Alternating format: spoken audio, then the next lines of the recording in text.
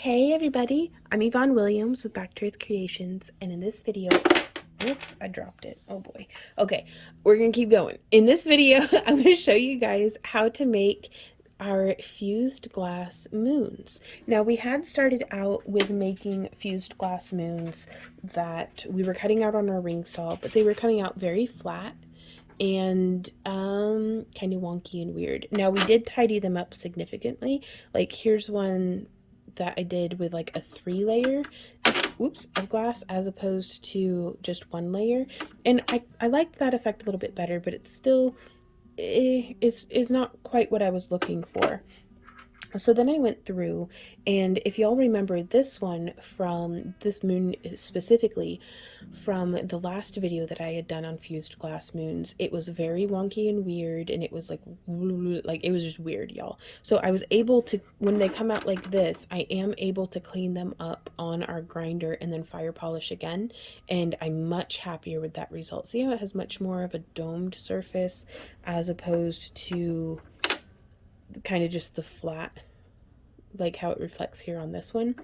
And so the next step we've taken in making fused glass moons is we are coming through and we first make a puddle cab like this one here, where we've stacked 2 or 3 little like chunked tiles of glass. Let me grab you an example actually. So it's a lot of these. This moon here was made by stacking 2 layers, 1 or 2 layers of this custom sheet melt we had done, and then capping it with a piece of clear. Now normally, let me grab a different, here we go, this is a much better example.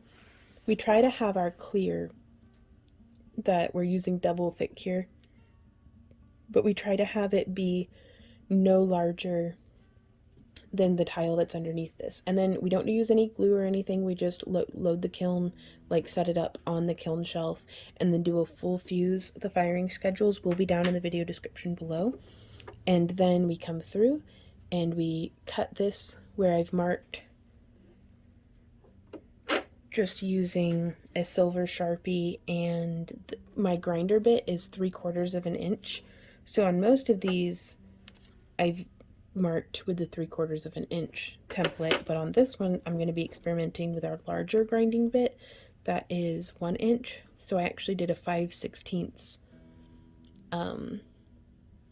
template just because I didn't feel like going all the way up to 1 inch, but we could have, but I figure I can always grind and remove a little bit more material. So this one's still an experiment, but then we go through, cut it out with the ring saw, and then grind it on the grinder. So now I'm going to show you guys that whole process. And I haven't waited as long as I should. So, and I don't have any chapstick. I only have like Burt's Bees, and I don't know if it works the same.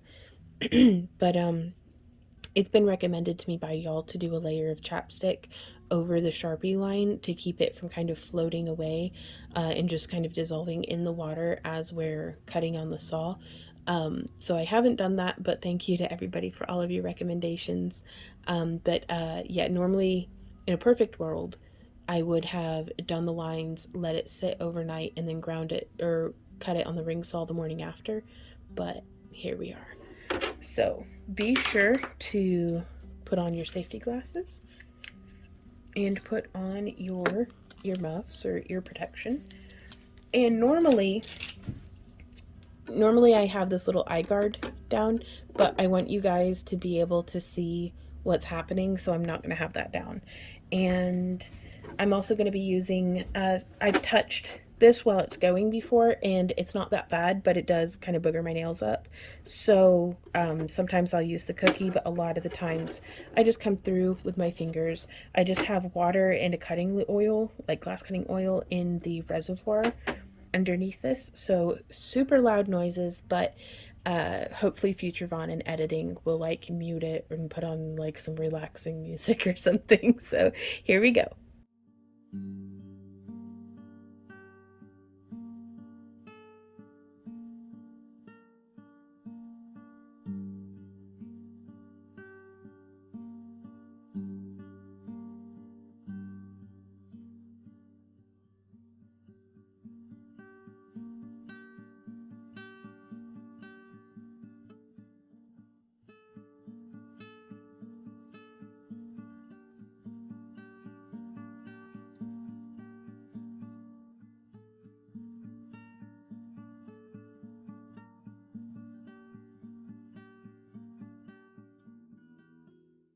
Okay, so what I've done here is I did a start of a cut over on this side, and then I came in from the other side to finish it.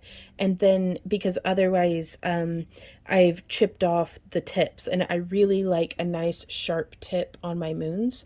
So technically past Vaughn would have just been like, good enough, and tossed this in the kiln and fire polished it. But we'll be able to benefit greatly by hitting this on the grinder.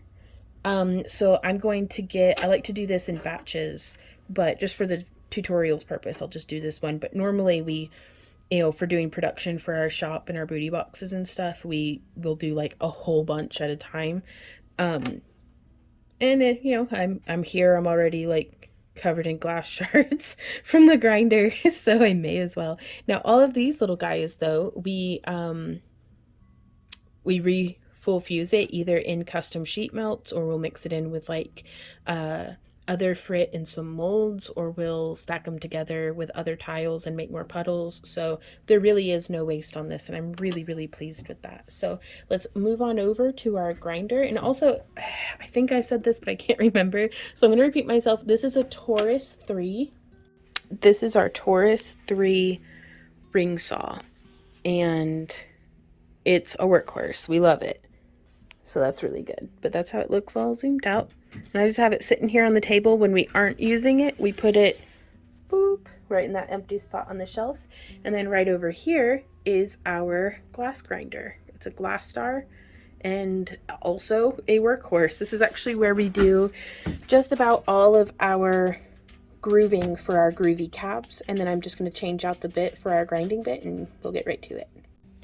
So we've got our jank little sponge here that's super gross, but that's fine. And this is a Glass Star brand bit, and we're just kind of smushed it on there. We want the grit to be lined up on the edge with, I'll show you from a different angle that'll make more sense.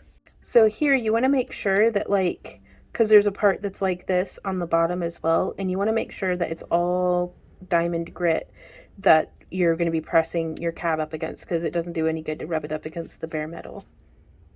Seems obvious, but it was something that I didn't realize until I was like, I'm having problems. And also you can press this down even further so that you can take advantage of this diamond grit up here as well. So because I often will wear out one spot that apparently is my favorite spot to grind on. So I do have glass cutting oil and water in the reservoir of this that gets wicked up by the sponge and keeps, glass particles and stuff from getting in the air. But I always top it off with just a little more.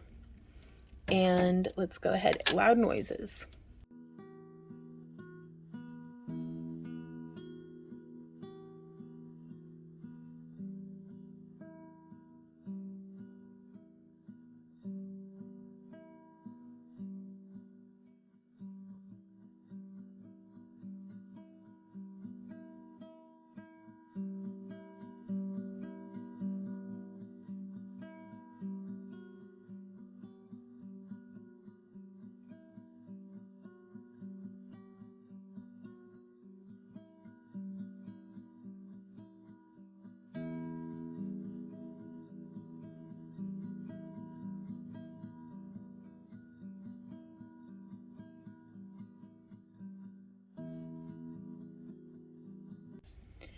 Okay, so this has gotten us a really nice result. Now, you probably saw me flopping about with the cookie, trying to like use that to push.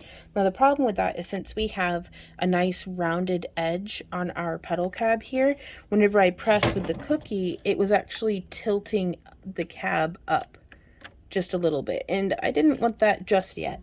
So I find just the constant inward and downward pressure of pressing the moon against the grinder gets me the best result for what I'm looking for.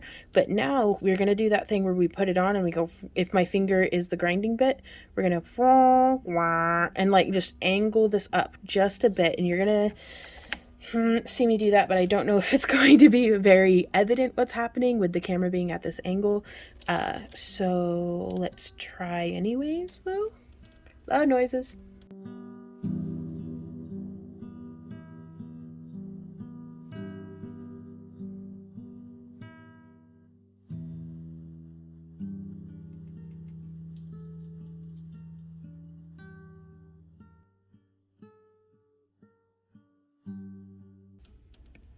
So now, oh, you can kind of see that didn't really do a whole lot.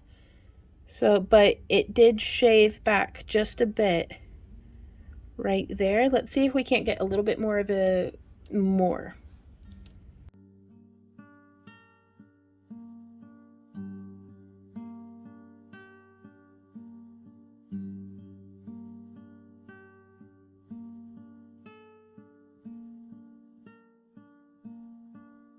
Okay, I think I'm very pleased with this now. So you can see here how it kind of graded that back just in the center.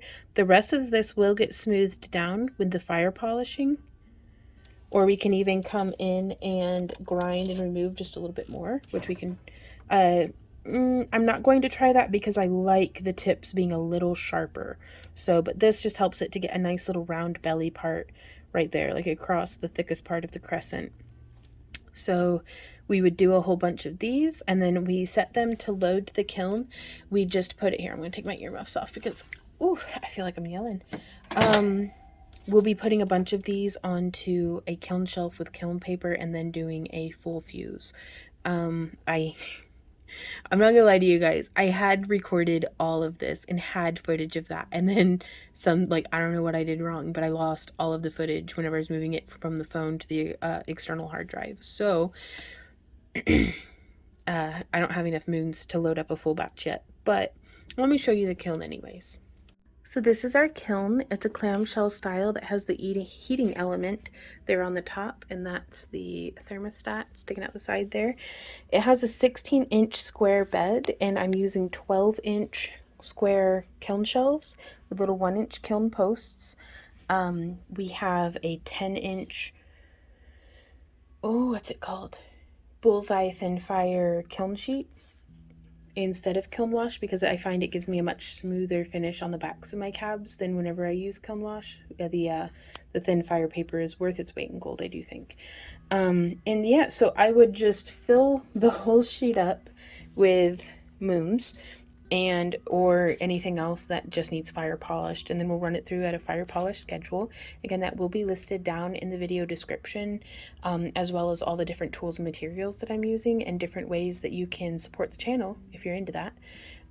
So yeah, thank you guys so much for hanging out with us during this video. If you have any questions, comments, or ideas, please leave them down below. I love hearing from you guys.